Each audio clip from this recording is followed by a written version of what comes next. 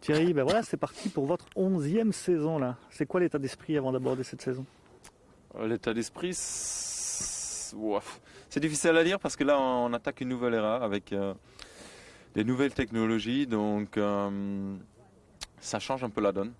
C'est vrai que ces dernières années, on attaquait les saisons l'une comme l'autre, mais ici on est beaucoup plus dans l'inconnu.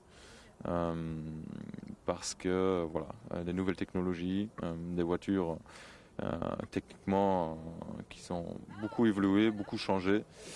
Et, euh, et puis très peu de temps pour développer ces autos. Donc ouais, il y a beaucoup de choses qu'on va découvrir tout au long de la saison et qui rendent le début de saison un peu plus compliqué que d'habitude. Ça fait plusieurs années qu'on vous considère comme favori à l'entame d'une saison. Est-ce que, vu les circonstances ici, vous vous considérez encore comme favori de ce championnat? Écoutez, je pense que ça fait de nombreuses années qu'on a parmi les prétendants au championnat. On a toujours prouvé que voilà, on est parmi les meilleurs. Plusieurs victoires durant les saisons. On a joué quelques fois le titre jusqu'à la toute dernière manche. Donc je pense qu'on sera encore parmi les plus rapides à la fin les mieux placés. Mais encore une fois, voilà, il y a d'autres pilotes qui peuvent se joindre à cette bagarre. Il pourrait y avoir des différences de performance entre les différentes équipes avec cette arrivée de nouveaux règlements et des nouvelles voitures, avec ces nouvelles technologies hybrides. Donc il y a plus d'inconnus que les années précédentes. Mais je pense qu'on devrait vite s'y faire et progresser et rapidement se sentir à l'aise pour pouvoir jouer à nouveau les victoires et espérant le titre. Des trois équipes, c'est Hyundai qui s'est inscrit dans cette nouvelle ère le plus tard. Est-ce que vous considérez que Hyundai est en retard par rapport à la concurrence? Écoutez, c'est très difficile à dire. En tout cas, si on est en retard, c'est pas à cause de l'inscription tardive, mais plutôt parce qu'on a fait des gros changements sur notre premier prototype qu'on avait développé pour cette nouvelle année, mais qu'il y a eu énormément de changements entre ce premier prototype et cette voiture de course qu'on va piloter cette année, qui nous a peut-être mis un peu en retard.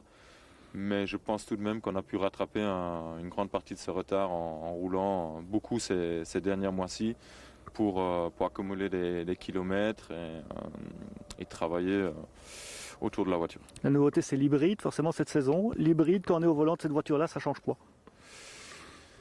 Bah écoutez, on a pu découvrir ces autos depuis quelques mois maintenant. C'est clair que de base déjà, les voitures ont fortement changé. Il y a beaucoup d'atouts des anciennes voitures qui ne font plus partie de ces nouvelles voitures, notamment moins d'aérodynamique. On nous enlève les diffs centrales qui nous permettaient d'ajuster le comportement de la voiture à chaque style de pilotage. On revient à une boîte 5 vitesses avec un levier au lieu des palettes au volant. Donc il y a beaucoup de changements. Et en plus de ça, on ajoute un kit hybride avec 130 chevaux supplémentaires. Donc la puissance augmente considérablement par rapport aux années précédentes. Donc ça change beaucoup. Mais réellement, on va seulement le découvrir lors des premiers rallyes pour voir qu'est-ce qui seront les vrais grands changements. Donc au volant, le surplus de puissance, on le sent vraiment. On sent effectivement fortement la puissance supplémentaire. Au lieu d'avoir 410, 420 chevaux, on peut en avoir de temps en temps au-dessus de 500. Et ça change beaucoup pour une voiture avec très peu de poids et une boîte de vitesse assez courte. Ça fait des grosses différences. Mais voilà, il va falloir s'adapter. Il va falloir faire des bons choix de mapping, de stratégie. Sur les rallyes un peu plus difficiles, on va forcément évoluer avec un peu moins de puissance supplémentaire que sur d'autres rallyes. On en voudra plus, on en demandera plus. Donc il faut faire les bons choix dès le début de saison parce que ces mappings seront homologués quelques jours avant le Monte Carlo et on devra au moins faire les 3 premiers rallyes avec. L'hybride, ce sera aussi de la gestion, parce qu'on pourra bénéficier de la puissance un peu comme vous le voulez. Donc c'est les pilotes les plus malins qui vont mieux s'en sortir. C'est pas vraiment le cas en fait. L'hybride, il est censé fonctionner tout le temps. Il y a juste certaines conditions qui font qu'il sera activé à l'accélération ou pas, qui dépendra de la recharge de la batterie. Donc à chaque freinage, on active la recharge de la batterie et dès qu'on a atteint le seuil nécessaire, on pourra en bénéficier d'une décharge à la sortie. Il sera constamment ça, mais il y aura des conditions. On n'arrivera pas à charger suffisamment lors d'un freinage pour pouvoir décharger en accel, et alors on n'aura pas de puissance supplémentaire, mais on pourra se retrouver au virage d'après à nouveau à avoir cette puissance supplémentaire. Donc ça rend le pilotage un peu plus inconstant, un peu moins prévisible. Mais encore une fois, c'est tous des petits détails sur lesquels on travaille depuis quelques mois maintenant, où on a fait des gros progrès et où je pense qu'on est suffisamment bien pour démarrer la saison. Un contexte sur l'équipe, Andrea est parti, il n'y a pas de chef encore remplacé. On sait qu'une structure comme ça, il doit avoir un patron, sinon c'est compliqué. Est-ce que ça vous inquiète cette situation-là? Je ne dirais pas qu'on est inquiet réellement. On sait que voilà, Andrea a fait énormément pour l'équipe. Malheureusement, il a quitté l'équipe et on a tous respecté son choix. Mais dès ce moment-là, le management a mis en place les bonnes personnes pour gérer la situation, pour garantir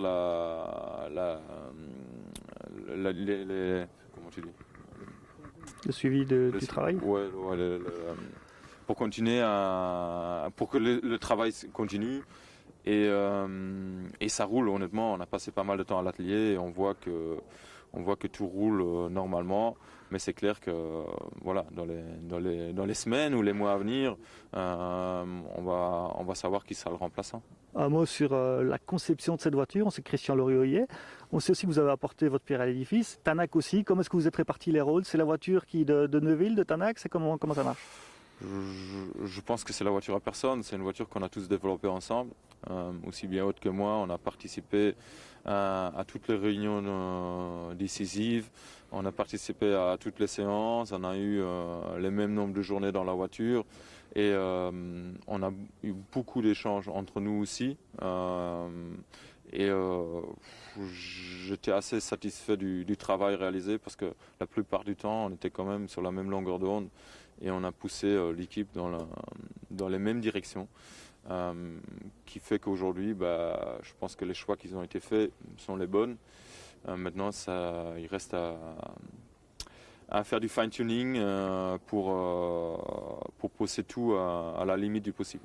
C'est votre 11e saison au plus haut niveau. Est-ce qu'on entame toujours un championnat avec de l'excitation? Je dois dire que oui. Ces dernières années, c'est clair que on prenait réellement notre pied en pilotant ces autos fabuleuses. Cette année, c'est plutôt la nouvelle aventure qui amène l'excitation, ce challenge supplémentaire avec les nouvelles technologies et les différentes stratégies possibles. Donc oui, je suis excité à l'idée de démarrer la saison bientôt. Et j'ai hâte de découvrir où on se situe par rapport à la concurrence et voilà, qu'est-ce qui seront les prochaines steps, parce que il nous reste quand même tout de même beaucoup de travail à réaliser pour être à 100%. Toujours performant Monte-Carlo sur les dernières années, candidat à la victoire, ou bien c'est impossible à dire maintenant? Écoutez, on l'espère en tout cas. Maintenant, c'est difficile à savoir ce qu'a fait la concurrence. À part voir quelques images circuler sur le web, on n'a aucune information par rapport à leur avancement. Et voilà, je pense qu'à la fin, les différences ne devraient pas trop grandes entre les différentes équipes. Mais c'est comme souvent, il y aura l'une ou l'autre équipe qui peut avoir un léger avantage en début de saison.